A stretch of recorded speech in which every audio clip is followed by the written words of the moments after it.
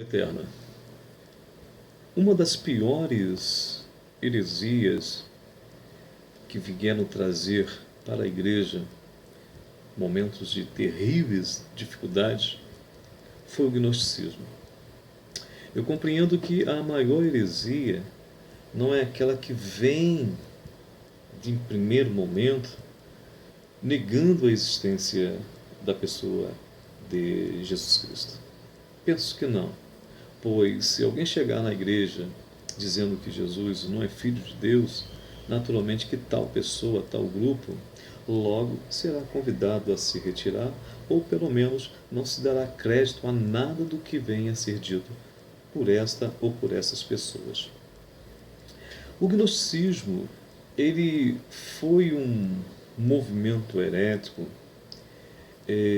de muita preocupância para a igreja, exatamente porque o gnóstico, essa palavra gnosticismo vem de gnose, do grego, que significa conhecimento. Nas cartas de João, nós podemos perceber, se não um movimento já construído, balizado por suas ideias, que inclusive eram bem variadas, nós podemos ter uma espécie de um espírito gnóstico, ou seja, uma sementezinha do gnosticismo já no primeiro século, século em que viveu encarnado o nosso Senhor Jesus Cristo. O que acontece? O gnosticismo, segundo Irineu, no século II, quando ele escreve ali algumas cartas combatendo essa tão terrível heresia, que juntamente com o montanismo foi uma das mais piores, todas, que mais trouxe problemas para a igreja, ao meu pensar. Esses gnósticos, que se intitulavam mestres, eles semeavam algumas ideias, por exemplo, dentro do contexto cristão, de que Jesus Cristo ele não tinha sido encarnado, ou seja, não havia se feito homem, carne. Porque o gnóstico, ele me parece se deixou embevecer pelas ideias do platonismo, em que existe, nessa visão de Platão, dois mundos, um sensível e um intelectual. Um mundo sensível, que é um mundo em constante transformação e modificações.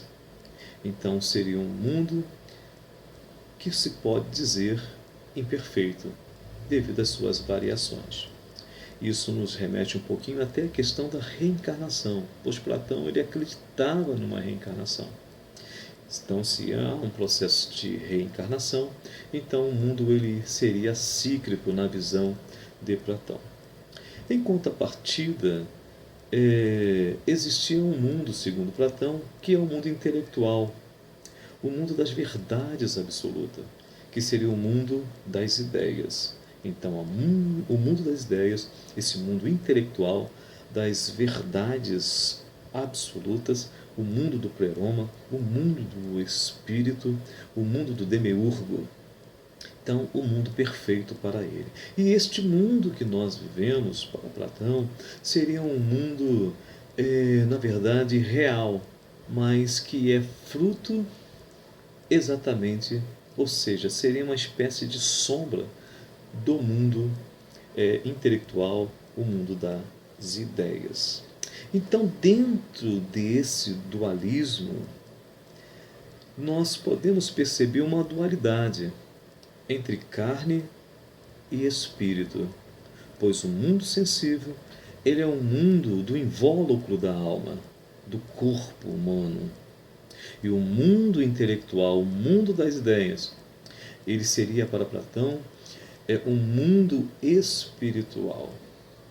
Sendo assim, esses gnósticos, eles já ensinavam no primeiro século, de forma bem embrionária, que Jesus, sendo Deus, e eles acreditavam que Jesus era Deus, pelo menos alguns dos grupos, porque eram vários grupos com ideias distintas, mas com a base nesse dualismo. Então, eles diziam que Jesus, como Deus, ele não poderia ter encarnado, porque a carne é o invólucro da alma. Então, a carne, o corpo, é a prisão da alma. Ela deve sujeitar a alma a ela, a carne. E nesse contexto, Cristo não poderia ter encarnado. E isso é perigoso? Com certeza. Olha a sutileza. Jesus existe. Jesus é Deus. Mas só tem um problema. Ele não encarnou. Se isto fosse verdade, estaria desconstruída toda a fé cristã. Porque a nossa crença é exatamente que esse Cristo, Filho de Deus, que é Deus, despojou-se, como diz lá em Filipenses, de sua glória. Ele não deixou de ser Deus, mas ele, e por algum momento, algum tempo, ele deixou de usar esses atributos a fim de se fazer homem plenamente, para que em sua morte de cruz ele pudesse vencer o último adversário, que exatamente era a morte. Então, se Cristo não encarnasse, se não se fizesse homem, eu creio que não haveria cristianismo. Porque nós só vencemos a morte porque ele venceu primeiro. Nós só temos parte com a vida eterna com Cristo porque ele venceu e nos dá a condição de viver por toda a eternidade com ele, com seu Pai, seus santos anjos e a igreja de uma maneira plena e real. Então, amados, a pior heresia não é aquela que vem se revelando como uma fonte, uma ideia, uma filosofia, uma ideologia herética de cara, negando Cristo, negando o Espírito Santo, negando o Eterno. Mas é aquela sutil, que ela vem concordando com muitos pontos, vem aceitando muitas doutrinas, mas em que em determinado momento ela lança. É como aquele gato atrás da cortina que deixa o seu rabinho, a sua cauda ali aparecendo.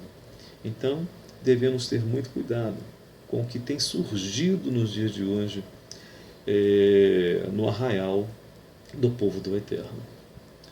Nem tudo aquilo que reluz é ouro. E Paulo, escrevendo a Timóteo, ele falou de tempos trabalhosos, em que surgiriam falsos mestres, falsos profetas. Abra teu olho com milagres, entre aspas, lembrando que milagre é uma ação sobrenatural. Então não é só o Eterno que realiza milagres. Claro que as ações do Senhor, ninguém pode fazer igual ou superior, naturalmente. Mas existem ações sobrenaturais do adversário. Nos evangelhos mesmo, por exemplo, de Mateus, vem citando que haveria um tempo que, se possível, seriam enganados até os escolhidos do Senhor através de milagres. Então, cuidado com certos milagres, cuidado com pessoas que se dizem ter um contato muito especial com o Eterno. Não se esqueça, através de Yeshua HaMashiach, quando nós oramos ao Senhor, as nossas orações, se forem feitas com sinceridade, com quebrantamento de coração, as nossas petições são chegadas ao nosso Pai. Então, não existe alguém com uma áurea sobrenatural. Existem servos e servas do Senhor dentro da diversidade de dons e ministérios que Ele dá para cada um de nós. Então, a maior heresia é aquela que vem de forma sutil. Que Deus, o Eterno, continue lhe abençoando em nome de Jesus.